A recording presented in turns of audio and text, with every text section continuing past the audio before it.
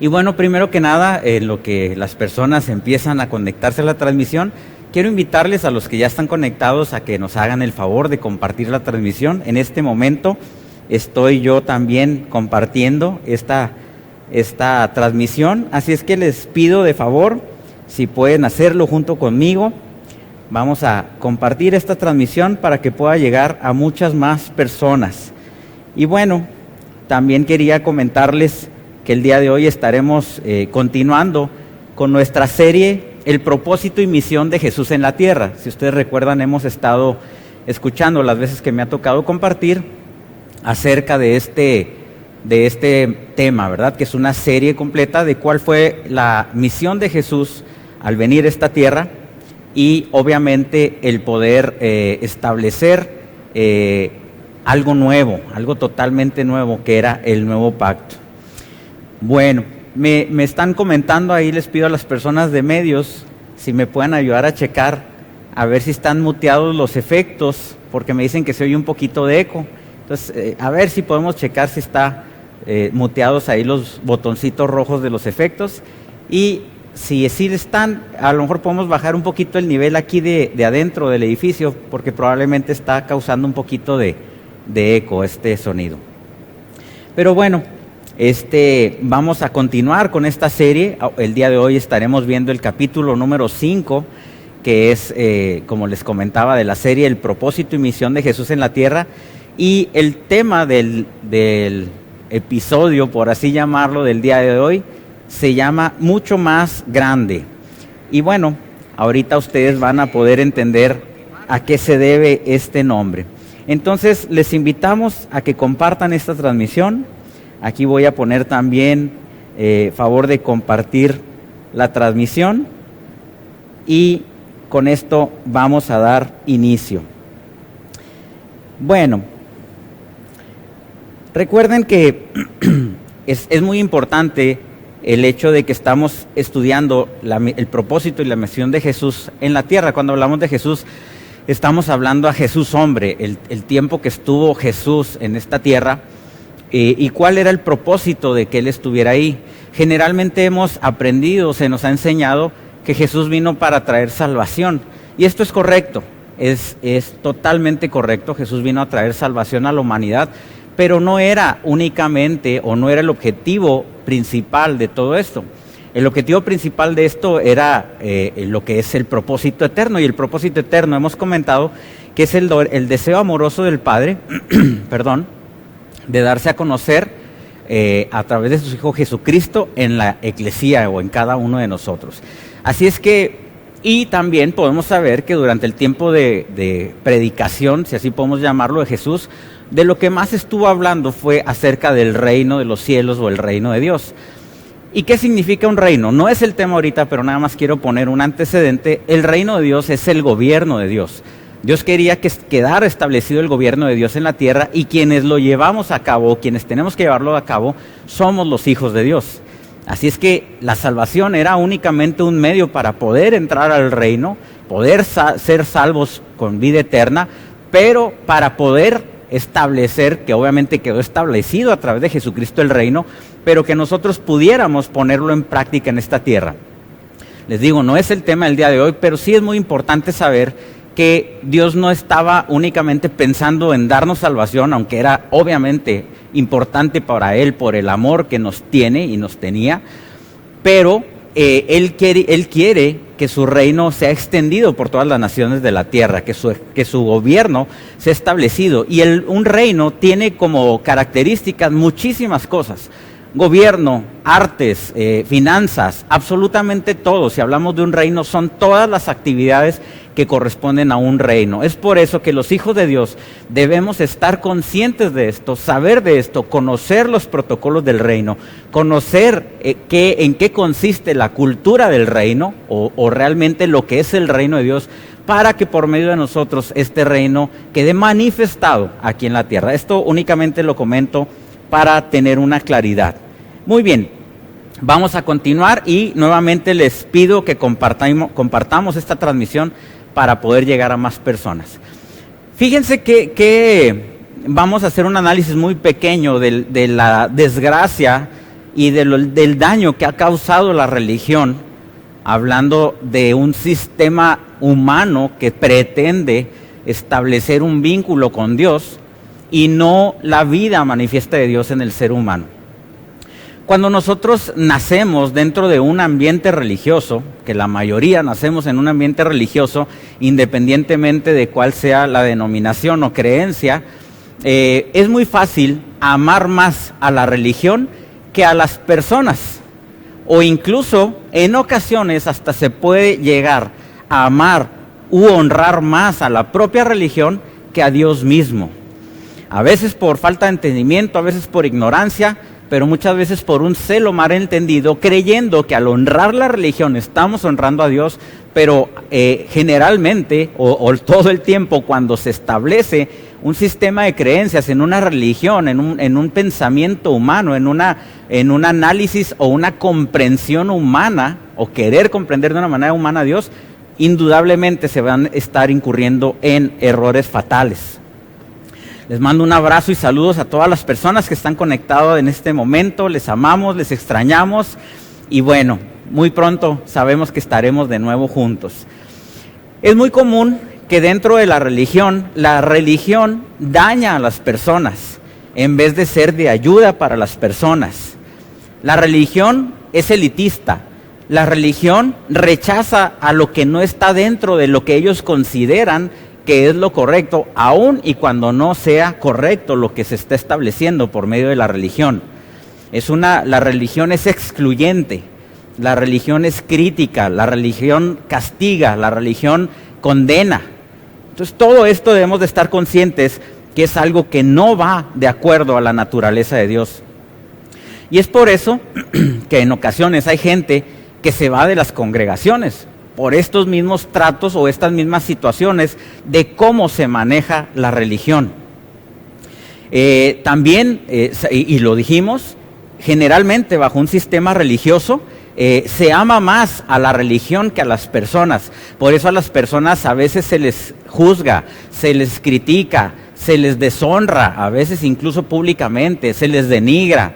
Se hace un mal uso de las facultades de liderazgo dentro de las religiones y se provoca un abuso y una manipulación de las personas. Entonces esto es algo totalmente contrario, obviamente, al deseo de Dios. Recordemos, lo comenté desde un inicio, estamos estudiando o viendo lo que fue el ministerio de Jesús a partir del momento en que inicia su ministerio en el río Jordán hasta el momento de su sacrificio. Pero para entenderlo, no solamente desde el punto histórico y no solamente desde el punto de vista salvífico o bajo la óptica únicamente de la salvación, sino también para entender que su misión era establecer un nuevo pacto. También entenderemos, y lo veremos más adelante, el nuevo mandamiento que quedó establecido a través de este pacto, que era la ética o es la ética gubernamental del nuevo organismo que nacería a través de la muerte y resurrección de Jesucristo, que es la Iglesia. Antes de Jesús no había el órgano o el organismo llamado Iglesia. Había lo que era el judaísmo, habían las sinagogas, habían los templos, pero no había todavía el concepto de iglesia.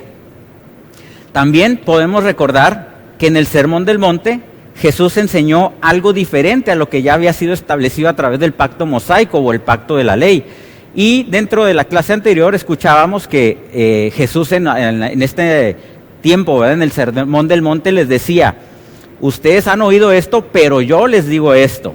Han aprendido esto, mas yo les digo esto. Estaba claramente estableciendo una diferencia entre lo que era anterior y lo que estaba viniendo a ser establecido. Este curso, esta serie, será muy, muy importante para todos aquellos que no han tenido todavía un entendimiento de lo que es el nuevo pacto y la verdad presente, para tener una mayor comprensión de a qué se debe todo este cambio que vino a ser originado a través de Jesús. La gente empezaba a contrastar lo que Jesús enseñaba con lo que Moisés había establecido desde el monte Sinaí, por el pacto que Dios había hecho a través de este pacto, como dijimos, que se le llama mosaico porque fue a través de Moisés, o el pacto de la ley. Seguramente las personas muy probablemente pensaban ¿cómo puede Jesús querer quitar lo que Dios estableció por medio de Moisés? Y esto yo estoy seguro que les llamaba poderosamente la atención. Hace poco tuve la oportunidad y le mando un saludo y mi agradecimiento al pastor Albert Pavón de España, donde estuvimos hablando precisamente de cómo se dio el cambio de lo que fue el Sinaí, donde fue establecida la ley, al Monte Calvario, que fue el sacrificio de Jesús para establecer el nuevo pacto. Y dicho sea de paso, comentábamos en ese programa que el Monte Calvario viene siendo las partes más bajas del Monte Moriah, que fue donde se había establecido el pacto con Abraham, o la promesa hecha a Abraham, o donde de alguna manera Dios le había pedido sacrificar a su hijo Abraham y fue provisto un sacrificio para que no fuera así, pero podemos ver ahí un acto profético de lo que vendría a suceder después a través de Jesús. En Mateo 5:17, fíjense qué interesante lo que dice aquí, y ya lo habíamos visto en clases anteriores. No piensen que he venido a abolir la ley y los profetas, no he venido a abolirlos, lo cual esto generaba tensión en las personas porque creían que al Jesús estar hablando de estos contrastes, pues estaban inciertos de lo que estaba sucediendo, pero lo que Jesús estaba estableciendo que Él había venido a cumplir la ley, o completar la ley, puede decir también de otra manera algunas versiones. Este gran problema que tenía el ser humano para cumplir la ley, porque era imposible para el ser humano, y lo podemos ver en el libro de Romanos, Jesús había venido a resolverlo para la humanidad.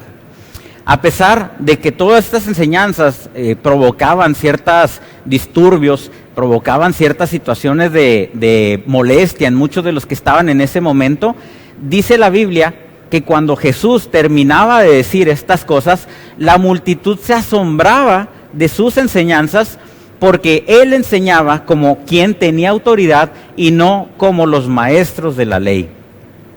Como una reflexión, y no es parte del tema, pero si nosotros recordamos, había habido un periodo de silencio de Dios de 400 años hasta el momento en el que Jesús vuelve o va a llegar a la tierra, es cuando Dios empieza a comunicarse otra vez con la humanidad. Y qué interesante ver que el pueblo judío había estado de alguna manera desconectado de las cosas de Dios durante tanto tiempo. Entonces, a mí esto me hace mucho eco en el decir que hablaba como alguien que tenía autoridad y no como los maestros de la ley.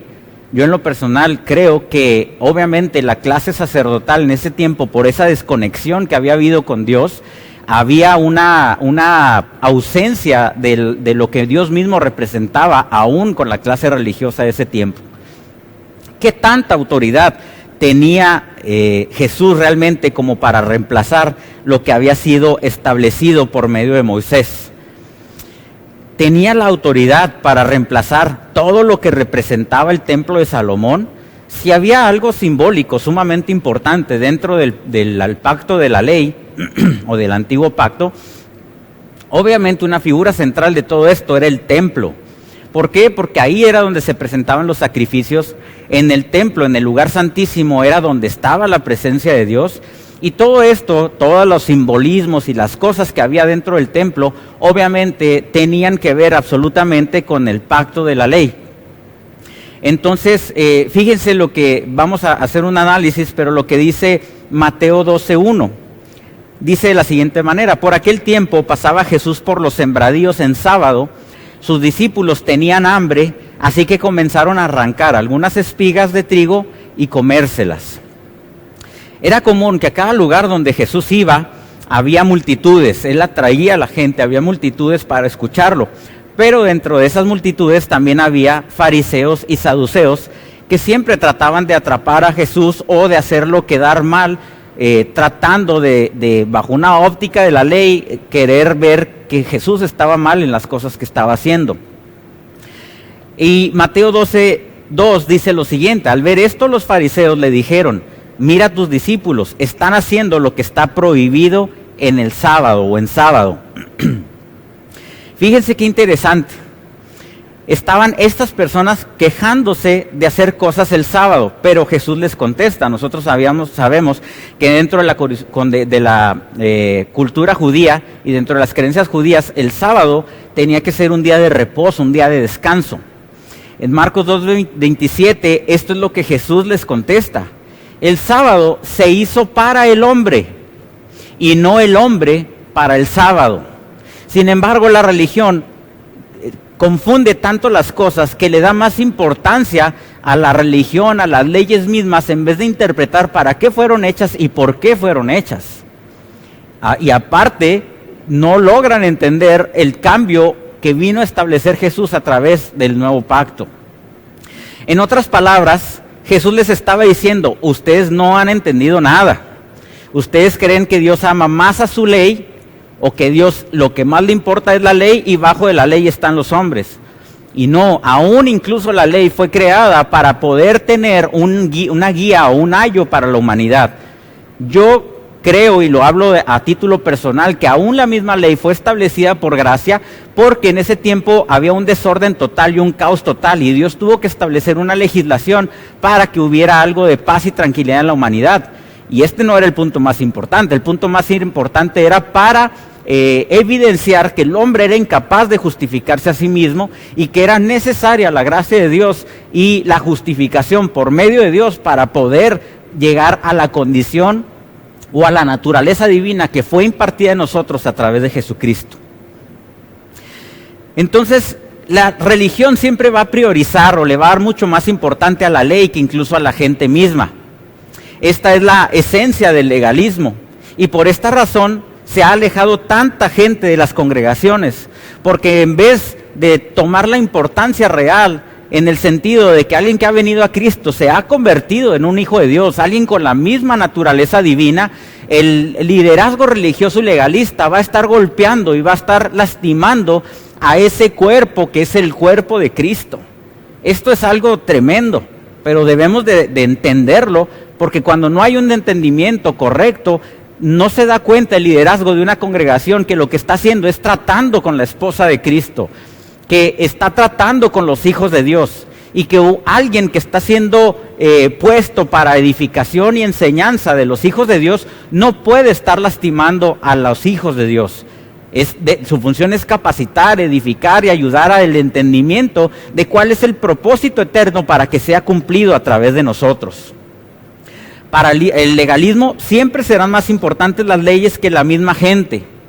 Es probable que a lo mejor tú que nos estás escuchando o otras personas en algún momento de sus vidas, o a lo mejor en este momento de tu vida, te has alejado de alguna congregación por los juicios que se han emitido contra ti, contra tu familia o contra otras personas. Estos juicios en algunas ocasiones tienen que ver con muchas situaciones, como por ejemplo, y nada más es por dar un ejemplo, cuando se ejerce un juicio sobre una persona porque un hijo a lo mejor está siendo rebelde, está causando problemas, y en ocasiones los liderazgos ejercen críticas, juicios y condenación, aún incluso sobre los padres, aún cuando el hijo puede estar en un estado de desobediencia. Y esto ha provocado un maltrato a las personas. Aparte de situaciones como, por ejemplo, si viene una persona de un hogar donde hubo un divorcio, la religión castiga, condena, critica y juzga estas cosas, cuando en realidad lo que Dios quiere es reposicionar a esos, si ya eran hijos de Dios y pasaron por una situación difícil, la intención de Dios es que sean restaurados para poder cumplir con el propósito eterno, que es que sea mostrado el amor del Padre a través de su iglesia por medio de Jesucristo en nosotros. A través de los evangelios, Jesús comentó esto: cuando la gente ha usado la ley de Dios para deshonrar a la gente que fue hecha a la imagen de Dios, Jesús rápidamente les recordó que estaban en el lado opuesto de Dios. Ustedes se preocupan tanto por el sábado, se preocupan tanto por la ley, pero tengo que decirles algo, y fíjense bien lo que dice Mateo 12:6. Les digo que algo mucho más grande que el templo está aquí. ¿Recuerdan el título de esta conferencia? El título es mucho más grande.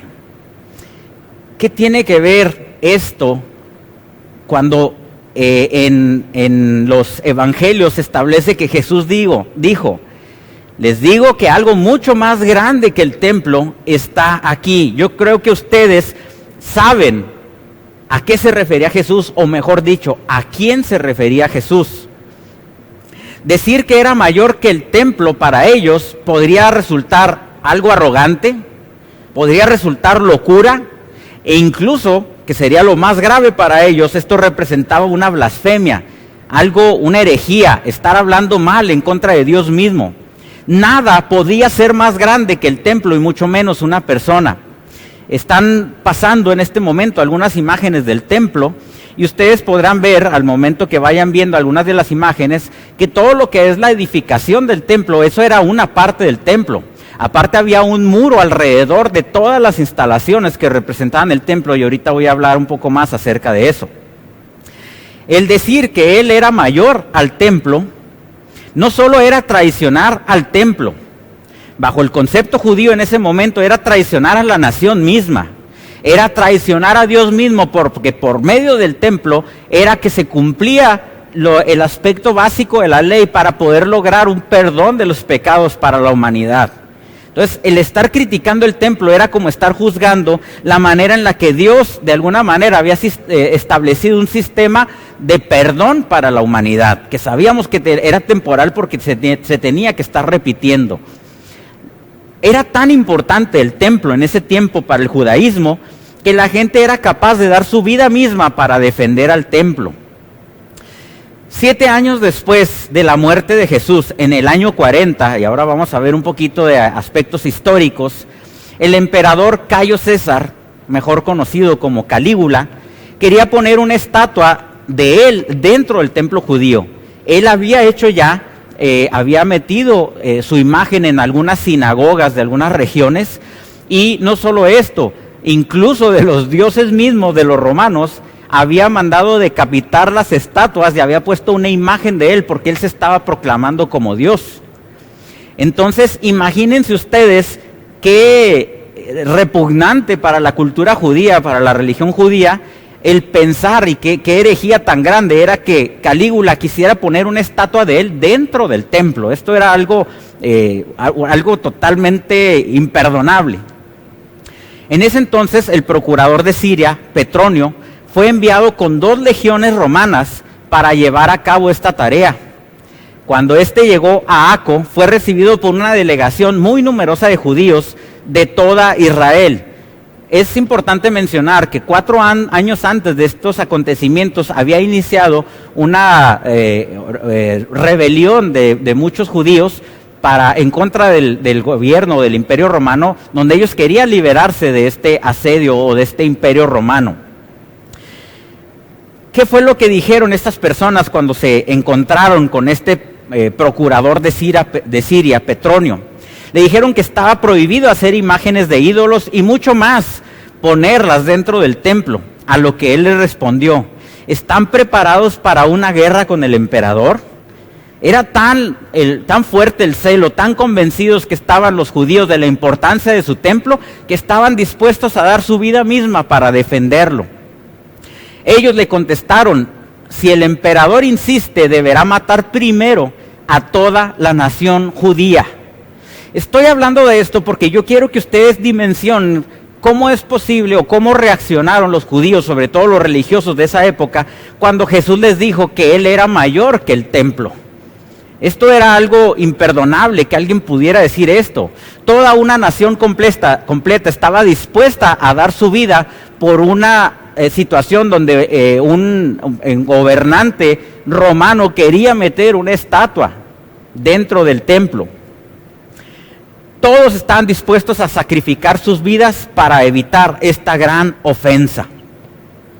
El emperador seguía en su postura, mas sin embargo, el que estaba encargado de hacer esta tarea después de que fue destituido y fue decapitado, el que tenía la orden de llevar a cabo todo esto, se fue haciendo, por llamarlo de alguna manera, loco, estuvo perdiendo un poco de tiempo y milagrosamente, o de una manera, bueno, ni tan milagrosa, porque este hombre Calígula tenía unas ideas bastante desordenadas.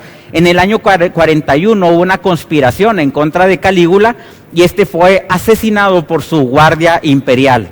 Debido a esto se logró tener una pausa en el momento a esa guerra que quería establecer el emperador contra ellos y de alguna manera que hubiera podido en ese momento representar una catástrofe para el pueblo judío.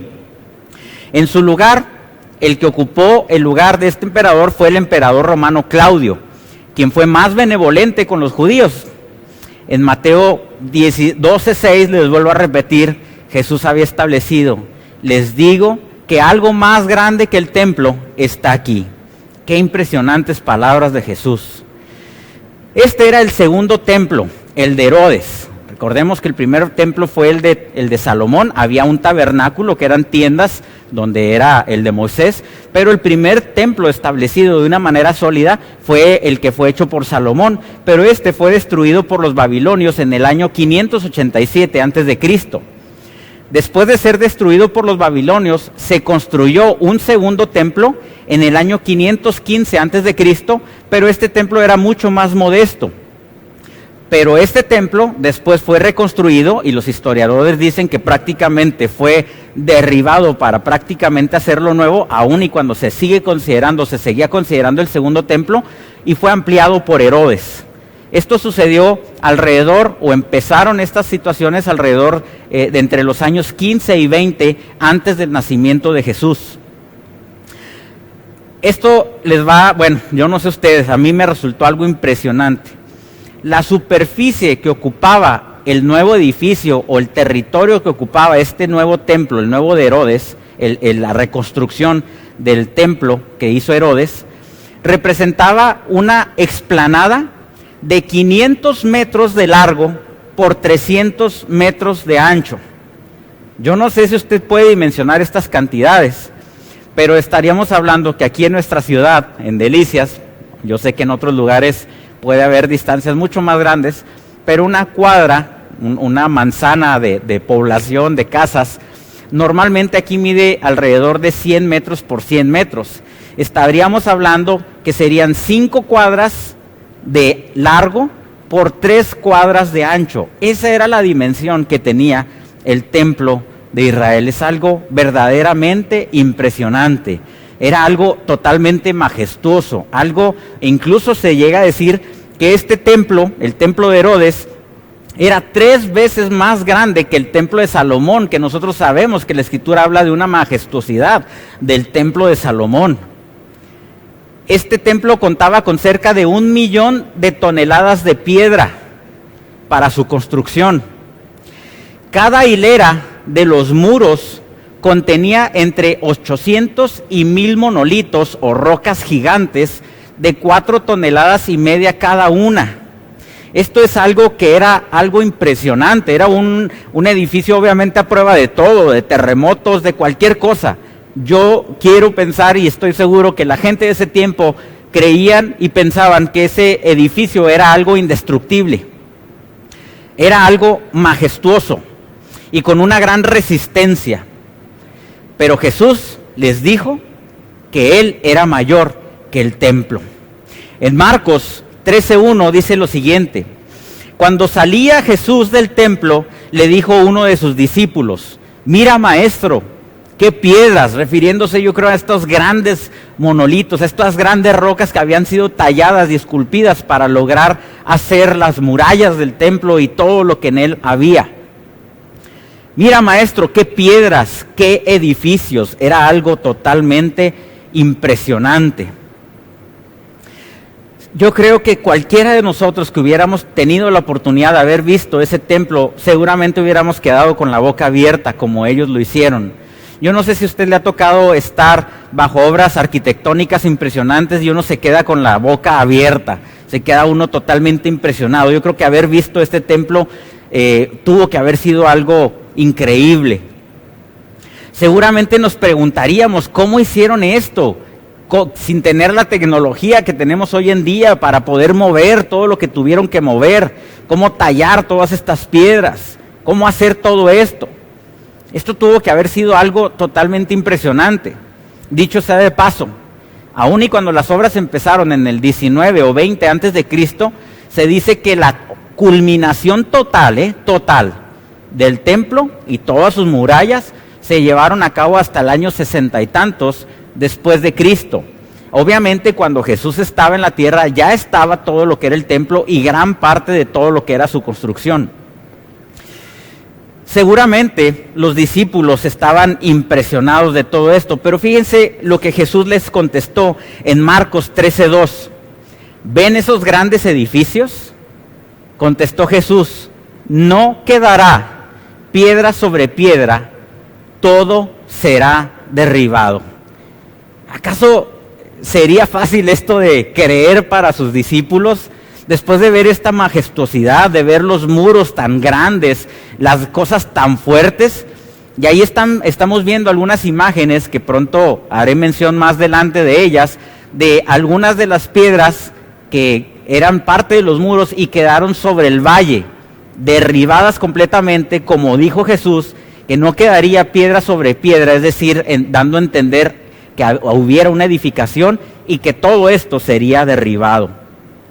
Seguramente los discípulos pensarían que esto era imposible y que ningún terremoto ni siquiera podría derribarlo, a lo mejor podría causar alguna cuarteadura, algo, pero ellos yo creo que sabían o pensaban que esto era imposible, que ese templo pudiera ser derribado, pero en realidad así era. Era algo majestuoso, algo imponente. En ese momento la única fuerza capaz de destruirlo era el Imperio Romano, y es quien llevaría a cabo esta situación. Qué impresionante poder pensar que esta majestuosidad de obra pudiera ser destruida. Pensar en la destrucción del templo era prácticamente algo que no cabía en la mente de nadie y obviamente por lo que significaba y por el ser el símbolo y lo que hacía, todos los rituales que se llevaban a cabo en el templo, esto era catastrófico y algo que traería consecuencias para el judío de no tener la oportunidad incluso de poder ser perdonados por Dios. Imaginen ustedes el impacto en la gente de haber escuchado a Jesús primero decir que Él era mayor que el templo, en primer lugar. Ya esto era una blasfemia tremenda por parte de Jesús, y después de esto todavía oírlo decir que ese templo sería destruido hasta que todas las piedras fueran derribadas. Esto debió haber sido algo que conmocionó a la gente que escuchó estas cosas. En Marcos 13:3 dice lo siguiente: más tarde estaba Jesús sentado en el monte de los olivos frente al templo. ¿Se pueden imaginar la vista panorámica que tenían ahí desde un monte, estar viendo toda la edificación del templo? Seguramente era algo impresionante y yo no sé usted, a mí me hubiera gustado haberlo visto. Pedro, Jacobo, Juan y Andrés le preguntaron en privado. A causa del impacto de lo que habían escuchado, tenían tanta curiosidad por lo que Jesús estaba diciendo, que en Marcos 13:4 dice que los discípulos le dijeron: dinos, ¿cuándo sucederá eso? Hablando de la destrucción del templo y hablando aparte de muchas otras cosas que Jesús predijo que sucederían. Cuando todo esto tome lugar, dentro de cuando empieza a explicar todas las cosas que van a suceder, Jesús les dice, cuando todo esto tome lugar, y obviamente esto es un extracto únicamente, verán ejércitos rodeando la ciudad. Sepan que su desolación ya está cerca. Entonces los que estén en Judea, huyan a las montañas. Los que estén en la ciudad, salgan de ella. Y los que estén en el campo, no entren en la ciudad. Jesús estaba anticipándose a estos hechos que sucederían y les da incluso instrucciones de qué tendrían que hacer. Algo más que comentó dentro de todo esto, dijo: ay de las que estén embarazadas o amamantando en aquellos días, porque habrá gran aflicción en la tierra y castigo contra este pueblo. Cuando tú lees lo que él estaba profetizando, te puedes dar cuenta que esto le rompía el corazón a Jesús. No era que Jesús estuviera estableciendo un juicio sobre esa humanidad, no era que estuviera castigando él a la ciudad. Hubo una rebelión en ese entonces, vamos a ver más adelante, y esto fue consecuencia de esa rebelión. Pero nosotros sabemos que aún dentro de todas las circunstancias que suceden, Dios aprovecha todas estas circunstancias para ser glorificado y para que su propósito pueda ser llevado a cabo. Entonces, qué importante y qué impactante que Jesús estaba estableciendo que Él era más importante que el templo y cómo después vendría la destrucción del templo de Jerusalén. Él estaba profetizando. ¿Te puedes dar cuenta? Esto seguramente le rompía el corazón y realmente le angustiaba, pero él no estaba exagerando. Y 40 años después, todo esto sucedió exactamente como lo dijo. Las principales causas de esta aniquilación, que hablaremos un poco más a detalle más adelantito, fue la rebelión judía a guardar culto a la figura del emperador y a las divinidades romanas. El ejército romano rodeó la ciudad de Jerusalén bajo la orden del futuro emperador Tito. Había festividades en Jerusalén y el ejército romano había rodeado la ciudad de Jerusalén, pero permitía la entrada de otros judíos de otras ciudades, porque todos iban a las celebridades religiosas y iban a la visita del templo, pero una vez que entraban a la ciudad, que por cierto estaba amurallada y por varias murallas, no les permitían la salida a nadie. Yo no quiero imaginar siquiera la angustia y la situación que estaban viviendo en ese tiempo. Les recordamos compartir esta transmisión para poder llegar a más personas, para poder entender. Recuerden que esto solamente es estamos llevando paso a paso lo que Jesús vino a establecer para que pudiera quedar implementado este nuevo pacto que Él venía a traer. Más adelante podremos ver cuáles eran la idea de que esto sucediera y qué tendría que estar sucediendo en este tiempo y cuál tendría que ser nuestro entendimiento de que el nuevo pacto fue establecido a través de Jesucristo. La comida, obviamente, al estar amurallados o estar rodeados las murallas, la comida rápidamente empezó a escasear y esto empezó a traer grandes problemas, incluso entre los mismos pobladores de la ciudad. Creo que si no le quito la tapa no voy a poder tomar agua. El sitio de Jerusalén duró 5 meses, según los historiadores, de mayo a septiembre del año 70. Los tejados de esta ciudad, bajo este asedio y bajo todo esto que estaba haciendo el Imperio Romano, estaban llenos de mujeres y de niños deshechos, las calles llenas de ancianos muertos. Un profundo silencio y una noche llena de muerte se extendió por la ciudad. Los jefes de la rebelión ordenaban, estoy hablando de los jefes de la rebelión judía, los mismos líderes rebeldes de los judíos, ordenaban asesinar a quienes intentaban huir u ocultar algún alimento en sus hogares. Josefo cuenta, que era un historiador del cual hay una documentación histórica de todo esto, cuenta el caso incluso de una mujer, y yo sé que esto suena espantoso, pero cuenta el caso de una mujer que incluso mató y asó o cocinó a su propio hijo para comerlo. Y aparte ofreció a los jefes de la rebelión los restos de su hijo para participar de este malvado banquete. Yo no sé usted, pero esto es algo que contrista el corazón, es algo que duele muchísimo, y poder imaginar todo esto que estaba sucediendo, seguramente podemos entender que cuando Jesús habló de estos acontecimientos, seguramente su corazón estaba deshecho. Después de penetrar las murallas de la ciudad, el Imperio Romano, el ejército romano, empezaron la masacre de las personas. Muchos de ellos se ocultaron en el templo, por lo cual, y sabremos un poquito más adelante en qué forma, pero también el templo fue destruido. La represión romana fue feroz. Degollaron a todos los que se topaban en su camino. Taparon con sus cadáveres las calles e inundaron de sangre toda la ciudad, provocando también incendios por todos lados. Con todo esto y la destrucción absoluta del templo, los romanos daban el mensaje de haber prácticamente terminado con el judaísmo. Qué golpe tan duro para las creencias de ellos. Qué golpe tan duro al no poder entender cuando Jesús dijo que algo mayor que el templo estaba ahí. Qué duro poder no haber podido entender y ver toda esta situación que estaba pasando en la nación de Israel por haber entregado y crucificado a su libertador, aunque era necesario que esto sucediera. De hecho, hoy en día se pueden ver rocas del templo, y ahorita pasaron algunas imágenes sobre el valle. Este templo nunca fue reconstruido, justo como Jesús lo predijo. Después de la muerte de la mayoría de los discípulos de Jesús, a los seguidores de Jesús del primer siglo, se les llamó los padres de la iglesia.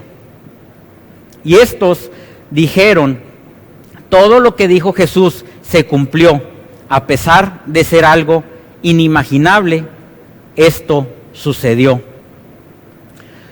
¿Por qué no mencionaron los escritores de los evangelios y por qué no confirmaron después todo lo que Jesús había predicho? Aún y cuando hay ciertas dudas en cuanto a los tiempos en los que fueron escritos los evangelios, nosotros sabemos, y ustedes lo pueden buscar históricamente, que los evangelios no habían sido escritos aún, ya habían sido escritos antes de que sucedieran estos eventos del templo.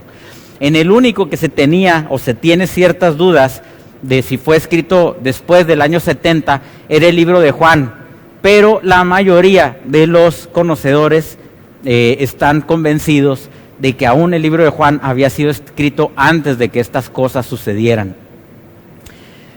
Qué impactante todas estas cosas que estaban sucediendo. No quedará piedra sobre piedra porque todas serán derribadas. Jesús les habló de estas cosas porque estaban impresionados del templo, pero a él le dolía todas estas cosas que habrían de suceder. Jesús fue muy claro. Los días de los sacrificios de animales en el tiempo del pacto de Dios con la nación de Israel está por terminar, lo dijo en varias ocasiones cuando estuvo ahí en la tierra, y será reemplazada por algo nuevo, por algo mejor, por algo basado en mejores promesas, por algo que no era nada más para un pueblo judío, sino era algo para todas las naciones de la tierra, a través de la promesa que fue establecida a Abraham. Y no solamente eso, sino que aparte de todo esto, era algo que podíamos portar dentro de nosotros. 20 años después de las predicciones de Jesús, el apóstol Pablo, alguien que amaba, obviamente ya una vez que entró a este encuentro con Jesús, con Cristo, él era un gran perseguidor de la iglesia, todos conocemos de esto, fariseo de fariseos, pero escribe estas increíbles palabras y quiero que pongan atención en lo que él dijo en 1 Corintios 6:19. ¿Acaso no saben que su cuerpo, hablando de nuestro cuerpo, es templo del Espíritu Santo, quien está en ustedes y al que han recibido de parte de Dios? Ustedes no son sus propios dueños. Estamos viviendo un tiempo donde de alguna manera la historia se encarga nuevamente de resaltar a aquellos que no han tenido un entendimiento, que los templos son templos hechos de piedra, que los templos tendrían que ser en este momento, y por eso nosotros lo consideramos así, centros de capacitación y de entrenamiento para la iglesia que somos cada uno de nosotros. Somos templos vivientes, somos rocas vivientes de las cuales está hecho este edificio que es la iglesia, donde la piedra angular es Jesucristo. Hoy ha tenido que reflexionar, y si no lo han hecho, espero que reflexionen todos aquellos que tienen puesta su fe en un lugar físico, en un altar físico, como le llaman muchos, en una iglesia que no han entendido que la iglesia no es el edificio, sino la iglesia somos todos aquellos que somos parte de la familia de Dios y que somos los hijos de Dios. El tiempo se ha encargado de destruir prácticamente en el tiempo, poner en pausa todas las actividades que se llevan a cabo en edificios para que podamos entender que el verdadero templo, la verdadera iglesia, somos todos aquellos que estamos en Cristo y estamos en todas las naciones de la tierra. Hay quienes tienen todavía puesta su fe y su esperanza en que el tercer templo sea reconstruido, y por otras razones, por la segunda venida de Jesús, por muchas razones. Ahorita no quiero hablar de escatología y de cuestiones futuras.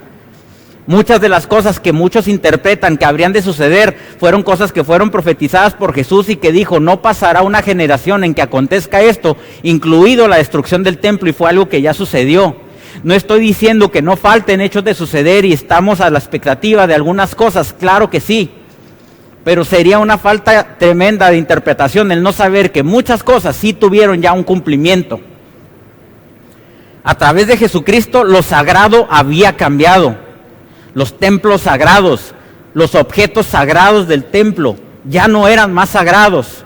Ya no habían lugares sagrados ni objetos sagrados. Ahora lo sagrado eran los individuos a causa de lo sagrado que había en ellos y la nueva naturaleza, que es la naturaleza de Dios en nosotros. Esto es algo impactante, es algo extraordinario. Somos una familia poderosa de Dios, dice aquí nuestro apóstol Rafael Ugarte. Yo no sé si puedes ver esto, pero es algo extraordinario. Tenemos que cambiar nuestra forma de pensar. Hijos de Dios, entiendan lo que sucedió en ese tiempo. Las cosas quedaron destruidas para que no quedara duda, aun y cuando Dios no lo envió, para que quedara claro que el judaísmo estaba terminado, que no era una religión lo que Jesús había venido a imponer. Era la vida misma de Él, era el reino de Dios para que quedara establecido en esta tierra. Un reino que debe de reinar, que debe de gobernar, que debe de manifestar el gobierno de Dios en esta tierra, en las artes, en la política, en todos los aspectos de esta sociedad. La cultura del reino, lo que es lo verdadero, lo que es lo genuino, lo que es de parte de Dios, es lo que tiene que quedar. Y fue establecido legalmente a través de Jesucristo, pero nosotros los hijos somos los encargados de manifestarlo y ponerlo en práctica en esta tierra. Desplazar todo lo que son tinieblas, desplazar todo el conocimiento humano, desplazar toda situación que no esté de acuerdo a los diseños de Dios, para que sea el conocimiento de Dios el que sea establecido en todos los confines de la tierra. El mensaje de Jesús, y que vino a traer algo nuevo, era lo siguiente: alguien a tu lado cuando estás en una congregación es sagrado. No puedes estar maldiciendo, no puedes estar maltratando, no puedes estar condenando a quien está enfrente de ti, líder, pastor, porque esa persona es sagrada a través de Cristo impartido en ellos. A quien estás criando como padre es algo sagrado porque es la vida misma de Cristo en ellos, y que se está desarrollando, conformando, transformando, para que pueda ser manifestado a través de sus vidas. Tu matrimonio tienes que empezar a verlo como algo que es una institución sagrada de Dios, para llevar a cabo un propósito en esta tierra. Tu asignación o tu trabajo es algo sagrado, porque es la forma en la que tú estableces el reino de Dios donde quiera que estés. Y lo que tú haces está colaborando a que el reino de Dios sea extendido en todas las naciones de la tierra. Todos, absolutamente todos, tenemos la importancia tan grande que es Cristo mismo viviendo en nosotros.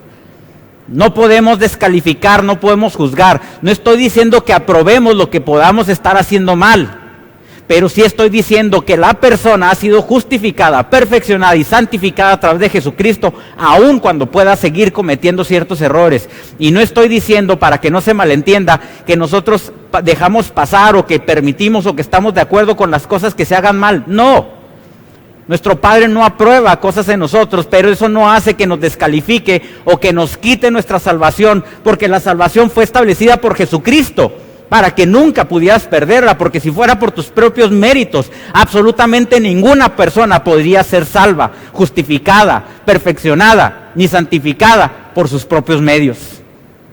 Tenemos la obra consumada de Cristo en nosotros. Todo ha sido perfecto en nuestro espíritu y nuestra mente y nuestro cuerpo están siendo renovados, nuestro entendimiento a través de la exposición a la palabra y de ese crecimiento de Cristo en nosotros, para que sea inundada toda nuestra alma de lo que es Cristo.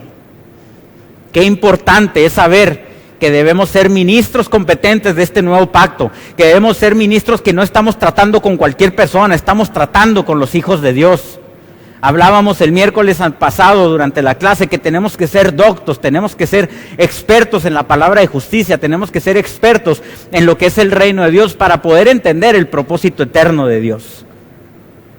Lo sagrado era para todo hombre y toda mujer, sin importar la raza, y por medio de Jesucristo. El hombre dejó de ser esclavo para tener libertad y dignidad como hijos de Dios. Mateo 12:6 dice lo siguiente, y lo vuelvo a repetir: pues yo les digo que aquí está uno más grande que el templo. Tal vez no lo puedas dimensionar, pero tú eres más grande que el templo que había en aquel entonces, porque ese que era mayor que el templo está dentro de ti. Y a causa de eso, todos nosotros que somos el cuerpo de Cristo, que somos el templo del Espíritu Santo, somos mucho más grandes que cualquier obra, cualquier situación que haya sucedido en el antiguo pacto, por haber sido mucho más inferior o mucho inferior a lo que quedó establecido a través de Jesucristo en el nuevo pacto. Algo más grande que el templo vino al mundo y para el mundo. El templo cayó, el templo de Herodes, pero la luz y el amor de Dios fue liberado para toda la humanidad a través de Jesucristo. Si aún no has decidido entregar tu vida a Cristo y nos estás escuchando, no lo pienses más. Él demostró ser el enviado de Dios, ser fiel y obediente hasta la muerte y muerte de cruz. Pero al tercer día resucitó para darte vida eterna y ser uno contigo, y que tú pudieras ser esa piedra viva donde eres ahora parte del templo de Dios y tú eres alguien extraordinario y maravilloso, una nueva creación que tiene la misma naturaleza de Dios y que Dios vive dentro de ti. Yo no sé tú, pero esto me da a mí una alegría, una ternura, me da no sé cuántas cosas puedo sentir en mi interior, porque no puedo terminarle de dar gracias a Dios de haber hecho todo esto en cada uno de nosotros. Es algo donde verdaderamente no podemos hacer otra cosa más que adorar a Dios por todo lo que hizo. Es importante, con esto hemos llegado al final de este tema, no se pierda los siguientes capítulos porque va a ser algo extraordinario, y compartan esto con otras personas para que puedan entender la obra de Jesús, lo que el Padre y el Hijo se pusieron de acuerdo junto con el Espíritu Santo para establecer que fue el nuevo pacto a través de Jesucristo. Eres lo más importante que hay en esta tierra. Dios entregó a su Hijo Jesucristo por ti y por mí, para que Él viniera y viviera en ti y fuera manifestado a través de ti. Lo más extraordinario que puede existir está dentro de ti y dentro de mí.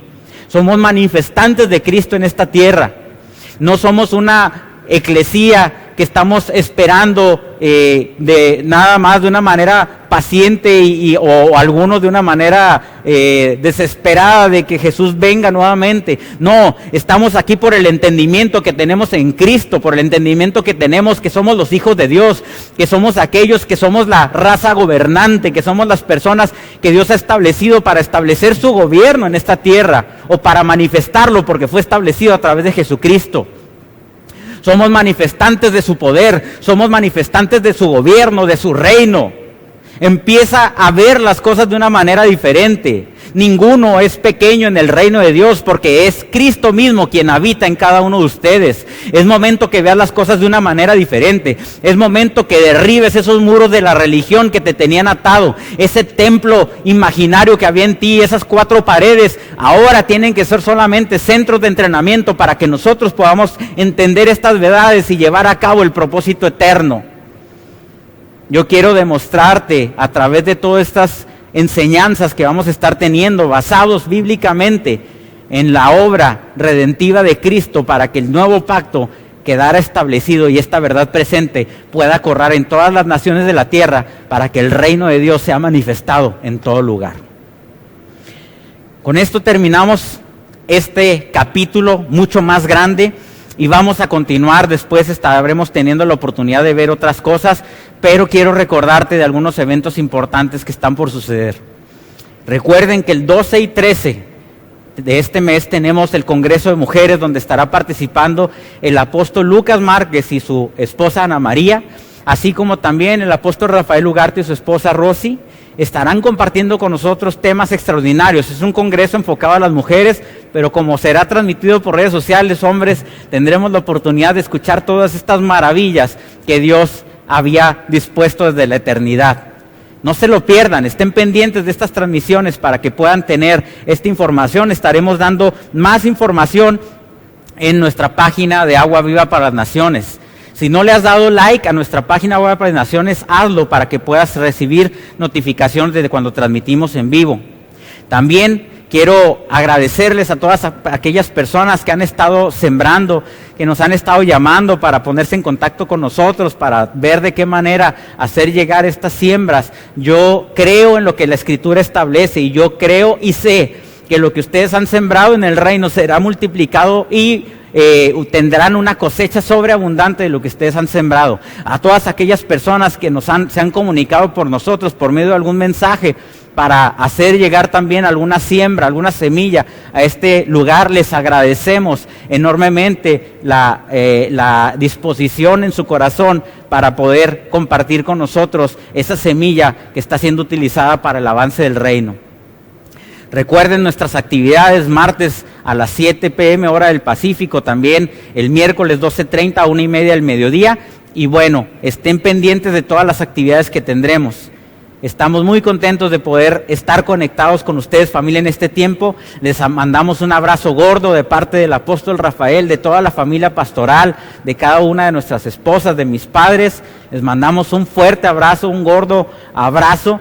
Y me despido por esta ocasión, pero seguiremos conectados. Muchas gracias y nos vemos